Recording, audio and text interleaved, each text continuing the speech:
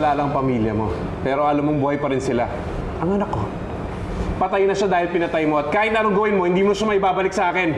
Hindi ko pinatay si Allen. Sandra. Hindi ako ang pumatay sa anak mo. Tama na. Hustisya lang ang pinaglalaban ko. Gising na po kayo! Daddy! Gising na, Daddy!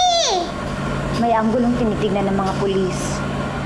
Posibleng may nag-utos sa inmate na umatake sa'yo. Basta dapat di ka nila makita. Pero siguraduhin mo na makakarating sa kanilang sulat na yan. Sulat para kay Lola Ann at Aling Sandra. Hayaan na muna natin silang namnamin ng sulat para maramdaman nila ang sakit. Paaasahin ko na muna sila sa wala. Saka ako pasasabugin sa mukha nilang katotohanan. Makakaasa kayo. Saan man ako naroroon. Patuloy kong hahanapin ang anak natin, Sandra. At umasa kayong babalik akong kasama na siya. Para mabuong muli ang ating pamilya.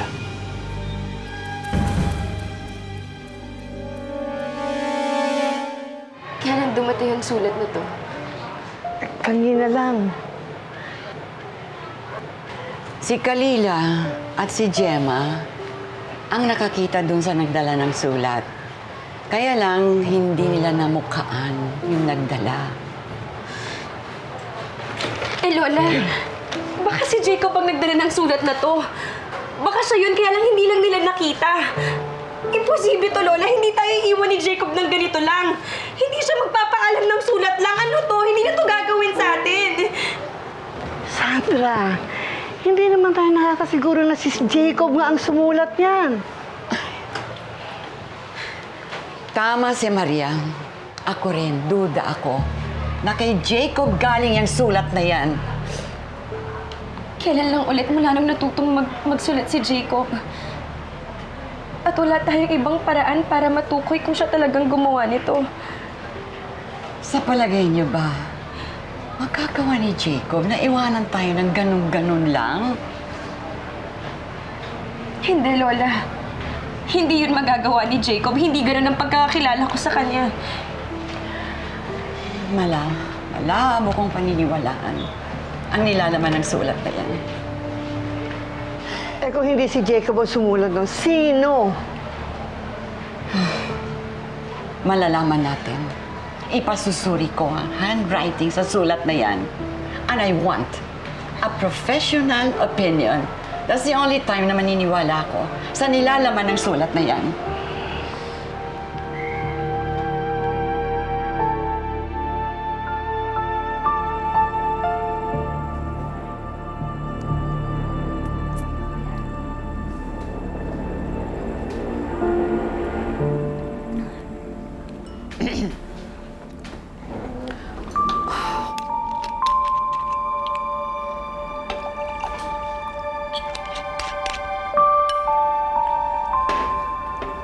Kate, you're still here. Oh, Ma. Kakatulog lang ni Jennifer. Napakaganda niya, Ma. At napakabibo. Ang dami namin na pag-usapan. I told you love her. Kaya naman hindi ako nagtataka kung bakit gano'n na lang ang paghahanap ni Sandra Jacob sa kanya. At, isa pa. Alam mo ba na si Jennifer ang natatanging eredera ni Ana Monterreal? What? So you're not just doing this for me? Mas marami pang dahilan kung bakit pananatiliin natin si Jennifer dito, ganun ba? Well, lahat naman tayo makikinabang, hindi ba? Sa wakas, may nakuha rin ako mula kay Ana Monterreal na napakahalaga sa kanya. Kung paanong inagaw niya sa akin si Enrique.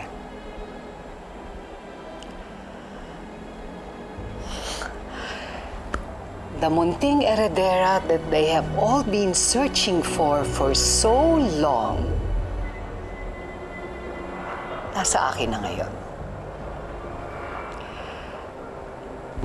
At hindi na nila makukuha ito sa akin. Buong buhay niya, ang kikilalanin na lamang niyang lola ay ako. Pero Ma, maitatago ba natin siya na matagal? Bakit hindi?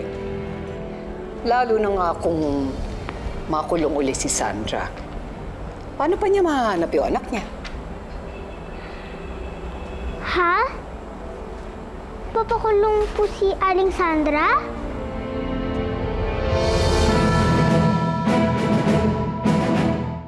Jennifer, bakit gising ka pa?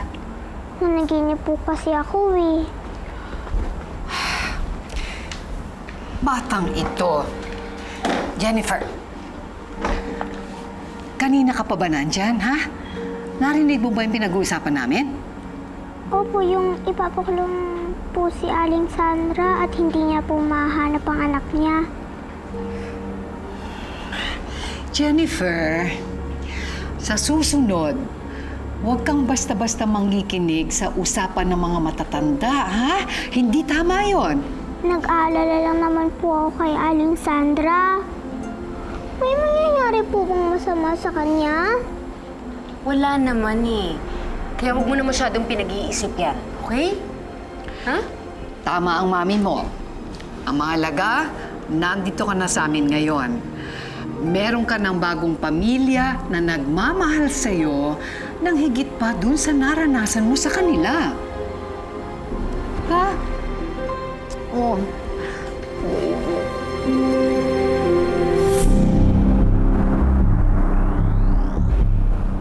Oh, nasa na yung sulat na ipasusuri ninyo? Ito po.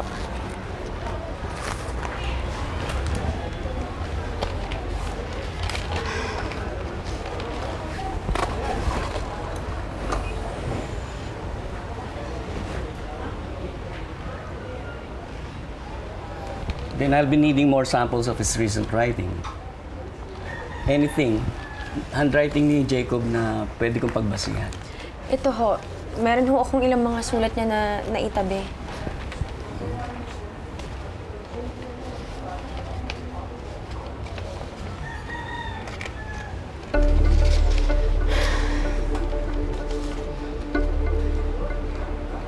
Okay?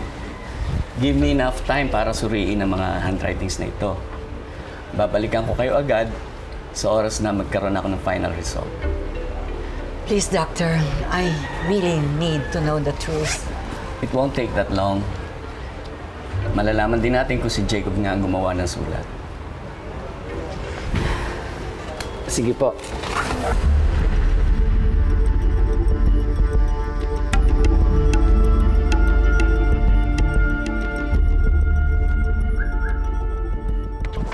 Sino ka? Bakit? Anong kasalanan ko?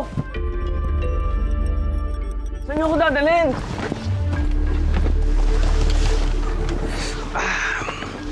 Relax ka lang ah. Meron sana akong magagawa sa iyo eh. Kung mapapakiusapan. Kung kailangan niyo ng pera, bibigyan ko kayo. Yan, hirap eh. Hindi ka kasi nakikinig eh. Hindi kami hold-upper. Kaya kung ako sa'yo, makinig ka sa mga sasabihin ko. Balikan mo si Ana Monterreal ha.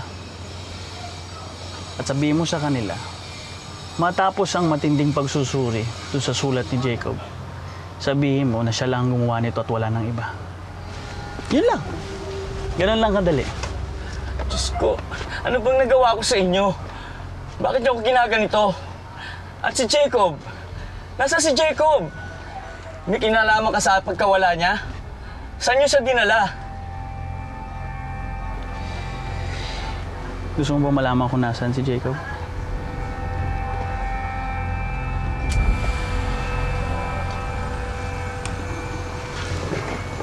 Handa ka na bang sundan si Jacob? Diyos ko, maawa ka sa akin. Maawa ka. Maaway naman ako sa mga taong sumusunod sa utos ko eh. Kaya huwag kang magkakamaling suwayin ako.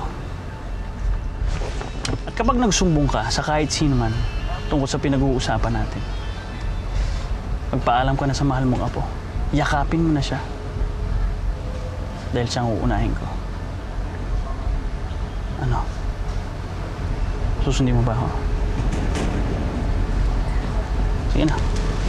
Malis ka na. Malis ka na.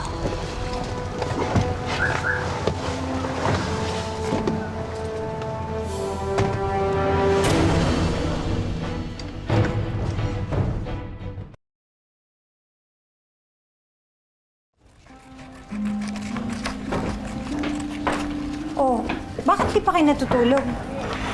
Eh, tinatapos pa po kasi namin to eh. Ito po kasi si Tonton at Kalila, excited na. Eh, ano ba yung ginagawa niyo? Ito pong palabunutan natin sa Kris Kringle. Lahat po tayo nandito. Pati si Jennifer at Tito Jacob. Pati rin po si Daddy. Kasali po dito. Kasi po alam po namin na balang araw makukumpleto po tayong lahat. At magsabay-sabay po tayo magpapasko. Kaya nang, paano bubunot si Jennifer ng monito nila? Eh wala naman sila dito. Sige, ganito na lang. Ako na lang ang bubunot para sa kanya. Pagkatapos, ibigay natin sa nanay Sandra niya. Ayos ba yun? Pwede! Okay, sige. Paano ko yung Jacob? Sana, Sandra, matupad ang tanging hiling natin sa Pasko na tayong lahat ay magsama-sama at saka yung mga nawala. Sana isoli sa atin ng Panginoon. Alam mo, Lola, yan din yung sinabi ni Jacob eh. Sabi niya, ibabalik daw niya lahat ng nawala sa atin. At unang-una na dun si Jennifer. Pero bakit ganun? Bakit bigla na lang siyang nawala? Bakit hindi man lang siya nagpaalam ng maayos? Bakit kailangan pa niya umalis? Ano, tama ba? Sulat mo na ba yung pangalan namin? Oh, dito na ba? Why? A.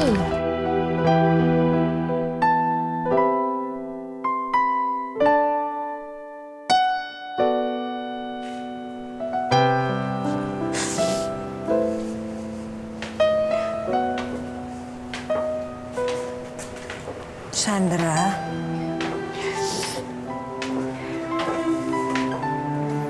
Sandra? Kumusta yung resulta ng evaluation sa handwriting ni Jacob? Bukas pa malalaman yung resulta. Bukas pa malalaman kung si Jacob ba talaga ang gumawa ng sulat na yun. Alam mo, Claire, hindi ko alam kung anong hihilingin ko. Hindi ko alam kung anong mas pipiliin ko. Gusto kong isipin na sana si Jacob nga ang gumawa ng sulat na yun. Para alam kong ligtas siya at buhay siya na nasa malayong lugar lang. Pero gusto ko ring isipin na sana hindi siya ang gumawa ng sulat na yun. Kasi alam ko, hindi niya ako kayang iwan eh. Hindi magagawa sa akin ni Jacob yun. Sandra?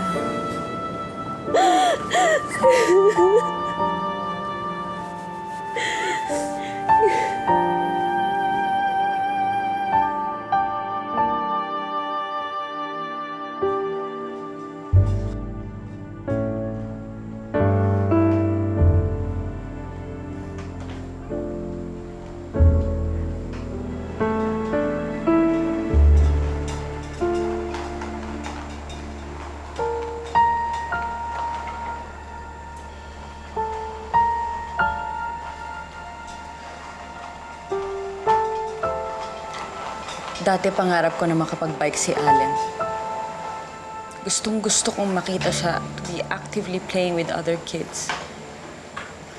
But more importantly, gusto ko siya makita masaya, masigla, and full of life. But now you have Jennifer. Si Jennifer ang tutupad sa lahat ng mga pangarap mo. Yes, Mama. She's my second chance para magmahal ulit ng isang anak. And this time, itatama ko ang lahat ng pagkakamali ko. I will love her like my own. Sana lang, hindi siya mawala sa atin. Don't worry, Kate. Gagawin natin ang lahat para hindi siya mawala sa atin. Para hindi mahanap pa ni na Sandra at ni Ana Monterreal ang kanilang munting eredera. That is, kung meron pa siyang mamanahin sa kanila.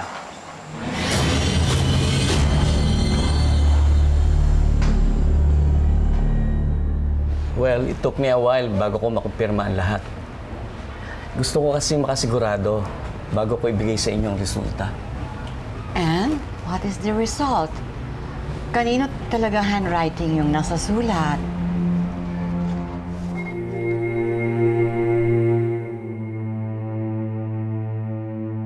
Maaway naman ako sa mga taong sumusunod sa utos ko eh. Kaya huwag kang magkakamaling suwayin ako. At kapag nagsumbong ka sa kahit sino man tungkol sa pinag-uusapan natin, magpaalam ka na sa mahal mong apo. Yakapin mo na siya. Dahil siya ang uunahin ko. Doc, are you alright? Yes. Yes, I'm alright. Dok, ano ho ba yung naging resulta ng pagsusuri niyo sa sulat? It's positive. Si Jacob ang gumawa ng sulat.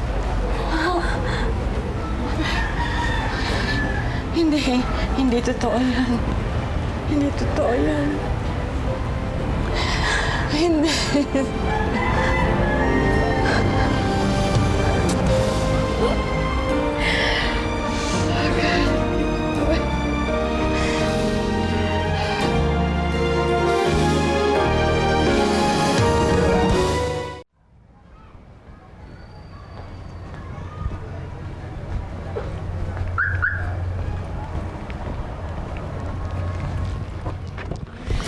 Ano? Ano ba? Ano yung nasasaktan ako? Kumusta, Doc? Ano ba bang gusto nyo? Nagsinungaling na ako kina Ana. Kaya lubayan nyo na ako. Huwag ka mag-alala, Doc. Tutupad kami sa usapan. Basta ba't huwag kang magsusumbong kahit kanino eh. Dahil magmamanman pa rin kami sa'yo at sa pamilya mo. Napakasama ninyong tao. Mas masama kami magalit. Kaya huwag mo kaming susubukan. Ha? Sige na, sibat na!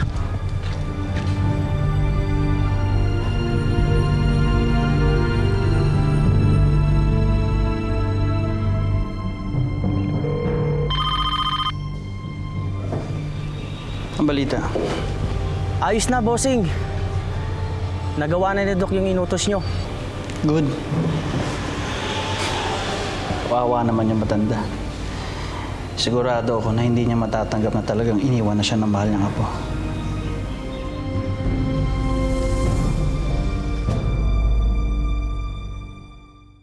Paano niya nagawa sa atin ito?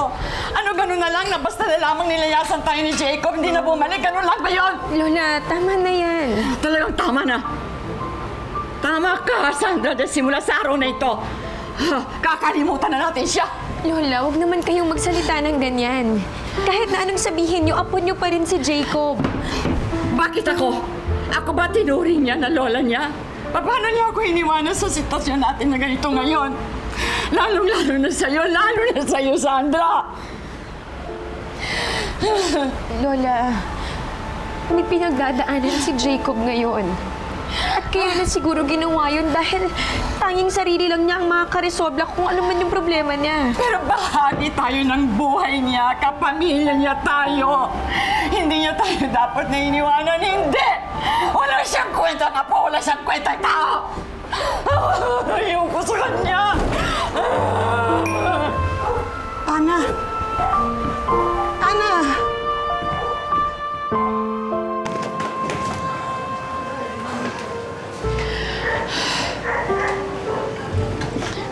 Bakit ganun, Maria? Buong buhay ko, wala akong ginawa kundi mahalin ko ang aking apo. Tapos ganito pang ginawa niya, inabandon na niya kami. Bakit ganun? Halika nga, umupo ka muna rito, Ana. Ay, naku. Hayaan na natin kung anong gusto ni Jacob. Hindi ba ang mahalaga? Buhay siya. At kung saan man siya naroroon, sana ligtas siya. Eh, paano ngayon si Sandra? Siya mag-isa ang maghahanap sa kanilang apo. Ganon ba yun? Ganon ba? Kawawa naman si Sandra. Sana makayanan niya ang lahat ng ito. Ewan ko.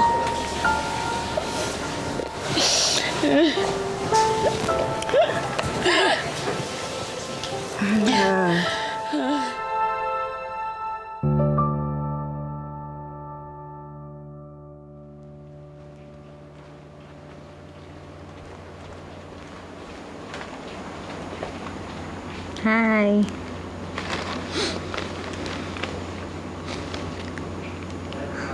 Ha? Si Tito Jacob yan ah. Ito, Jacob.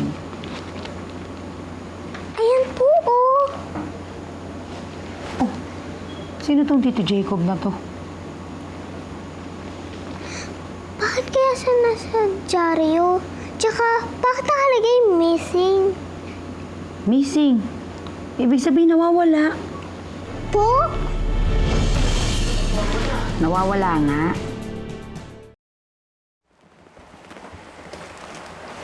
Oh, Sandra. Kumusta? Okay ka lang ba? Aalis ako.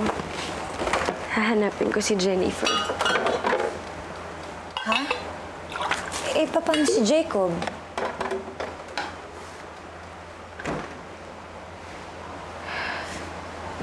Si Jacob?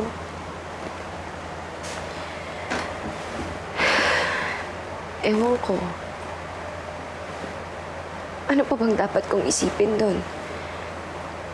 Umalis na siya. Nag-iwan lang siya ng sulat. Ganoon na lang. Ano pa bang dapat kong gawin doon?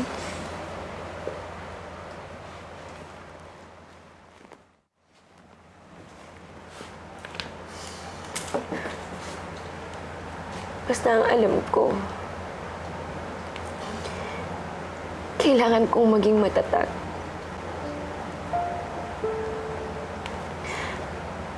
Kahit na masakit. Kahit na mahirap. Alang-alang sa anak namin na kailangan ko pang hanapin. Pero, sa tingin mo ba, iniwan na tayo ni Jacob? Talaga ba nang kaya niyang gawin yun? Yung umalis na lang siya, nang ganun-ganun na lang? Hindi ko alam eh. Pati ako naguguluhan din ako. Basta ang natatandaan ko lang, bago siya umalis, unti-unti nang bumabalik ang alaala ni... Ang sabi pa nga na sa akin, hahanapin na si Jennifer. Pagkatapos nun umalis siya, tapos hindi na siya bumalik. Minsan, Claire, parang gusto ko nang sisihin yung sarili ko.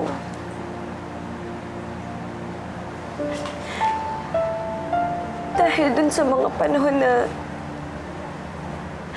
inaaway ko siya. Hindi kaya napagod na siya sa sitwasyon namin. O kaya napagod na siya sa akin. Baka naman may ibang dahilan.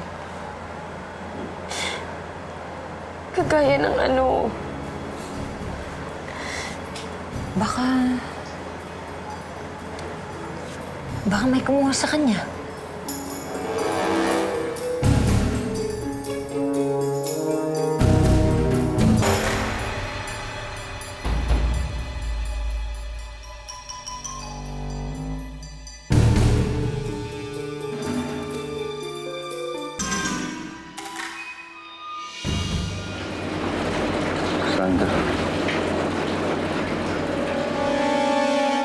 Nandito ho ako para i-report ang ama ng anak ko, si Jacob Monterreal. Gusto ko lang makasiguro na ligtas siya at walang ibang kumidnap sa kanya. Pabor naman sa akin yan. Mas magkakaroon ako ng pagkakataong makuha yung loob ni Sandra. Sinasabi ko na nga po na ikaw ang may kagagawan sa nangyari kay Philip. Hindi pa ako tapos sa inyong lahat. May isa pa akong alas na pasasabugin. Pinatay mo ang apo ko, dapat sa iyo makulong. Dapat sa iyo parusahan habang buhay. Diba cellphone niya ni Aling Sandra? Hello? Pwede ba kay Aling Sandra? Buhay ang kinuha mo sa amin, buhay din ang babawiin namin sa'yo. Hinding-hindi mo na makikita ang anak mo. Teka, sandali! Umalaga.